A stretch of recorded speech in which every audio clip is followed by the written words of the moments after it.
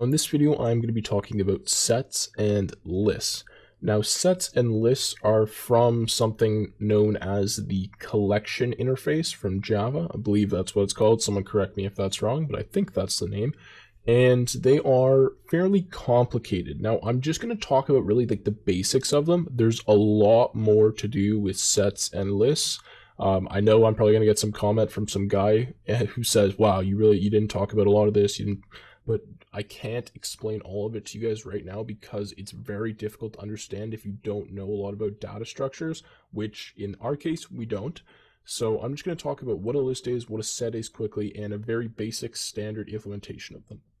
Now, the reason I'm doing this is because whenever you're programming stuff, like a lot of Java tutorials you watch probably won't talk about these because they're really complicated, but you're going to need them to do certain things. So for example, with an array, what I talked about before, how you could you had to set the size of the array, like you had to know how many elements you wanted. You don't need to do that with a set or with a list. And that's the main advantage of it, because a lot of times we're going to be adding things into per se a list or a set, and we don't know how many things we're going to be adding, so we can't define like an array of that length, if that makes sense to us. So let's actually just get started. We're going to talk about sets first, and then we'll move into lists. So I'm just going to create a set, and I'm just going to type it out and then kind of explain exactly what I'm doing. I'm just going to call this set t equal to new. That's what we need. New hash set and integer. Okay. So this already probably looks confusing, and if you're typing this out with me, you're getting these red lines. Now, what we should do to get rid of these red lines is we just have to hover over them and click import set by like clicking on whatever it says there. If you're not using this IDE, just literally type import java.util.set. And for hash set, same thing, we're just going to click on it and import it, just because this isn't like built into main the Java functionality. All right. So we have a set. Now, what is a set? How do we create it?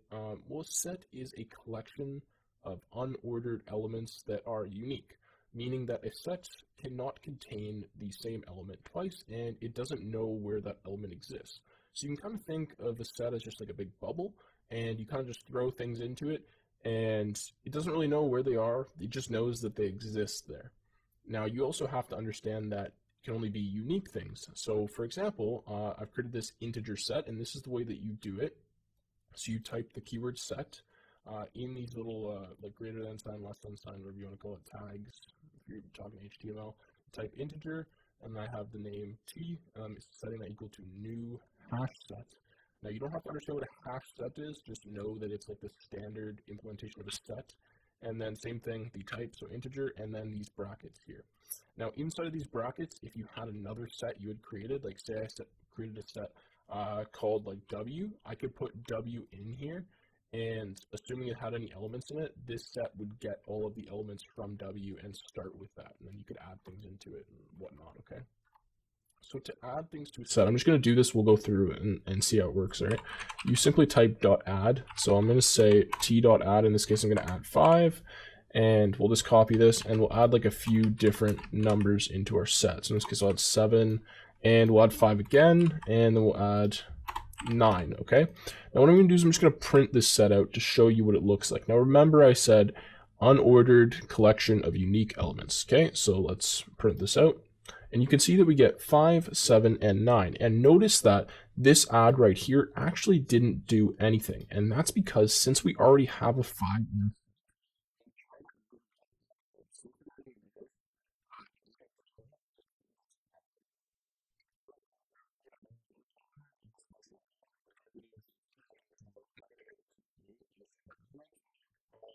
see that we don't have any specific order. Now, see when I printed this, like I had added 5, 7, 9, and -8. So you think that should be the order that we get it, or it should come in some sorted order or something like that.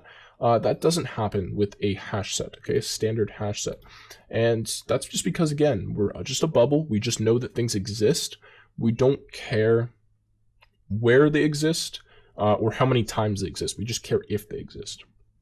Now, to see if something exists in a set, and this is typically something you want to do, like this is a main operation, checking if something exists, that's why you use a set.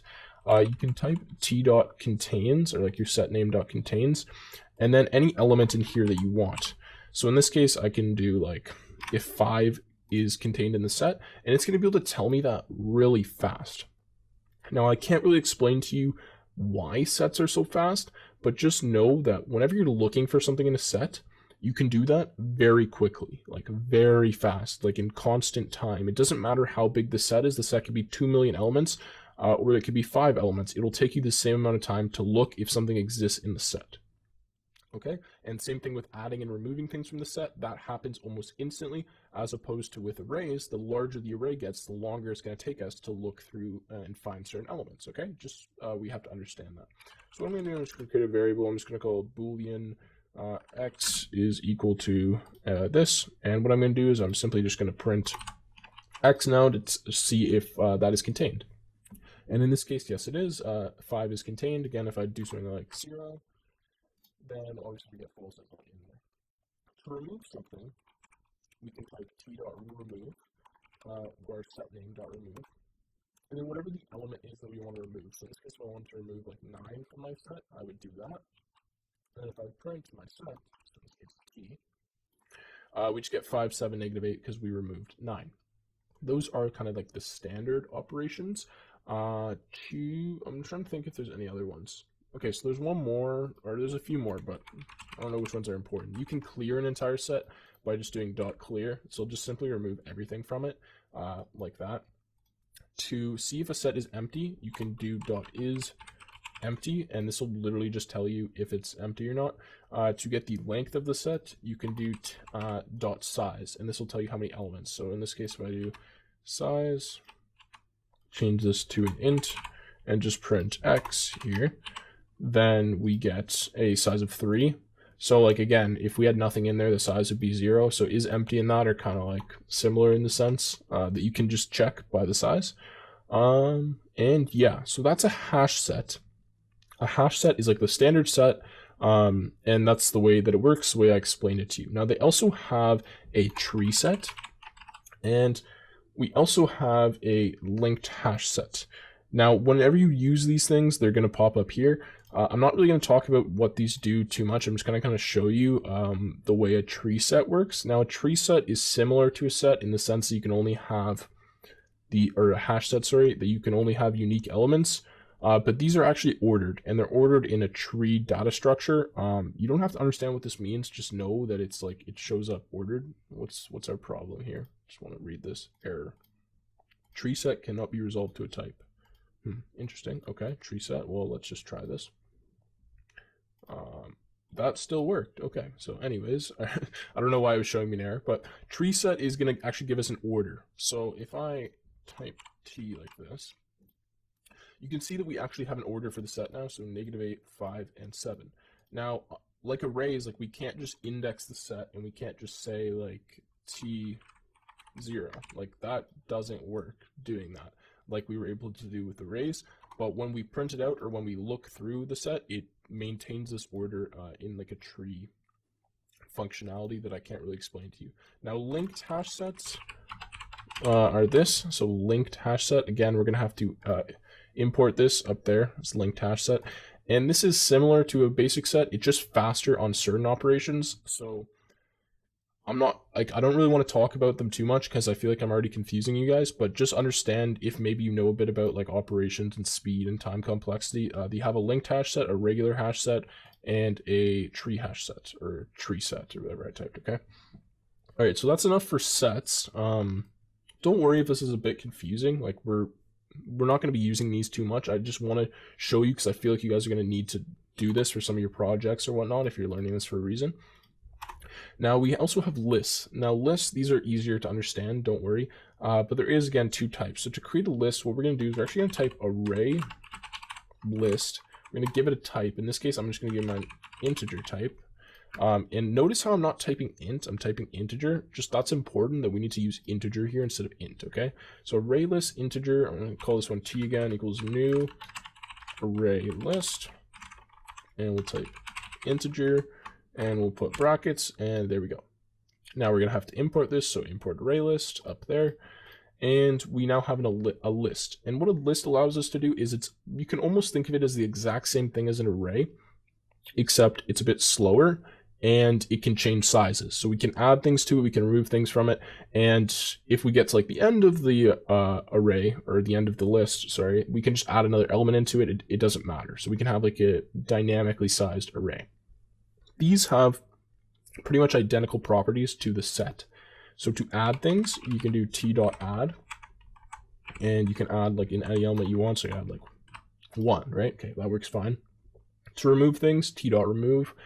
Now to index things, because just like an array, we can actually index things with a list, because this is going to care about the position.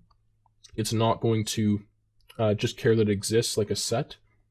What we can do is we can do t.get, and then we can give an index, right? So it's showing, it's literally saying index right here. So I do .index0, then that would give me 1, right? Because 1 is added in there. Now to like put something or to set something at a certain index, what you do is t.set, and you type the index and the element. So I wanted to set index 1 per se to be equal to like 5, then that's the way I would do it. Index 1 is 5, okay? We print out t here just to show you what it looks like.